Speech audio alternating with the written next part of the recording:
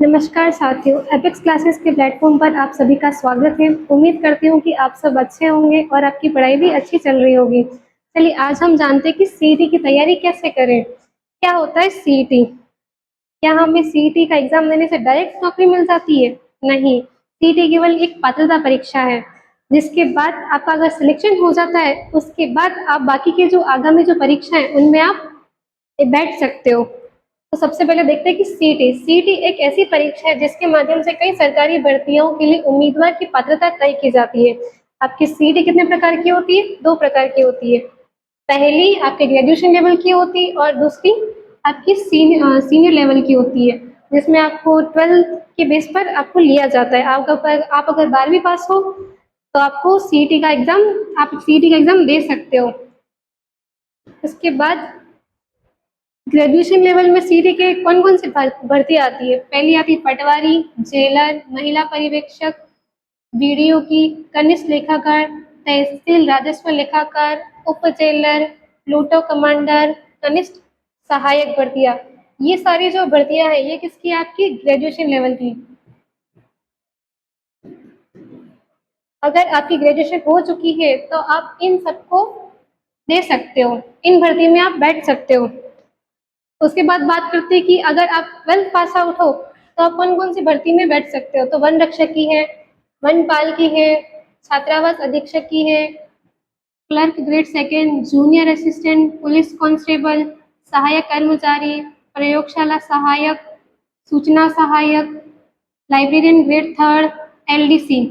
सबसे जो चर्चित जो भर्ती है वो कौन सी है? एक तो है आपके एलडीसी की, लाइब्रेरियन की है, प्लस कांस्टेबल, वनपाल, वन रक्षक। अभी कांस्टेबल की जो भर्ती निकली वो अभी निकलने वाली है 9000 पदों पर।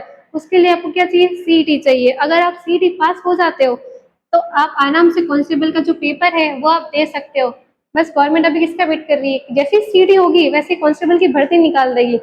अगर आप अभी सीईटी के पेपर में क्लियर हो जाते हो तो आपकी 3 साल की वैलिडिटी रहेगी, जिसमें आपको अगर 2026 के अंदर निकाल रही है तो 27, 28, 29, इन 3 साल तक आपको कोई भी एग्जाम नहीं देना पड़ेगा। इसके अंदर जितनी भी भर्ती आ रही है सीईटी के अंदर जितनी भी भर्ती आ रही है वो कितनी 23 भर्तियां हैं, तो आप उनमें से कोई भी आप एग्जाम दे सकते हो और जॉब ले सकते हो।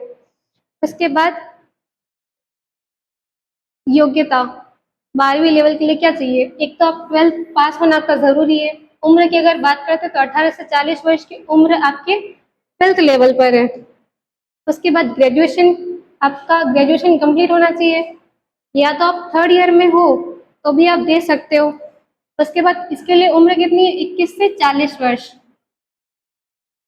उसके बाद ओएमआर शीट के ऊपर आपका एमसीक्यू बेस पर आपका एग्जाम होगा। परीक्षा किसे रहेगी? ऑफलाइन रहेगी, जिसके अंदर आपको 5 ऑप्शंस दिए जाते हैं, जिसमें से आपको 4 ऑप्शन में से कोई 5 ऑप्शन में से किसी एक ऑप्शन पर टिक करना होता है। आपके नेगेटिव मार्किंग होती है कितनी? 1/3। कुल आपको जो प्रश्न दिए जाते हैं वो कितने दिए जाते हैं? आपको 150 प्रश्न। उसमें से आपको जो करेक्ट क्वेश्चन करने हैं वो कितने करने हैं? 60। और कितने मार्क्स का होता है? 300 नंबर का। कोशिश करिए कि आप नेगेटिव में नहीं जाए, एकदम परफेक्ट क्वेश्चंस आते हो। परीक्षा का मोड कैसा रहेगा? ऑफलाइन। कुल प्रश्न आपके रहेंगे 150। कुल अंक कितने होंगे? 300। प्रत्येक जो प्रश्न होगा वो कितने अंक का होगा? 2 अंक का। नेगेटिव मार्किंग रहेगी 1/3। आपको समय मिलता है 3 घंटे का। और भाषा कैसी होगी? हिंदी और अंग्रेजी। आजकल के जो क्वेश्चंस बन रहे हैं, पेपर पैटर्न जो आ रहा है उसमें क्या हो रहा है? समय की कमी हो रही है। तो कोशिश करें कि आप समय को कवर अप करें। अगर आप समय कवर अप करना सीख गए तो समझो कि आपका आधा पेपर हो चुका है, क्योंकि मैथ्स और रीजनिंग में क्या लगता है? समय लगता है। तो उस समय के ऊपर आप पेपर करना सीखें। उसके बाद बात करते हैं कि आपको ये फैकल्टी मिलेगी।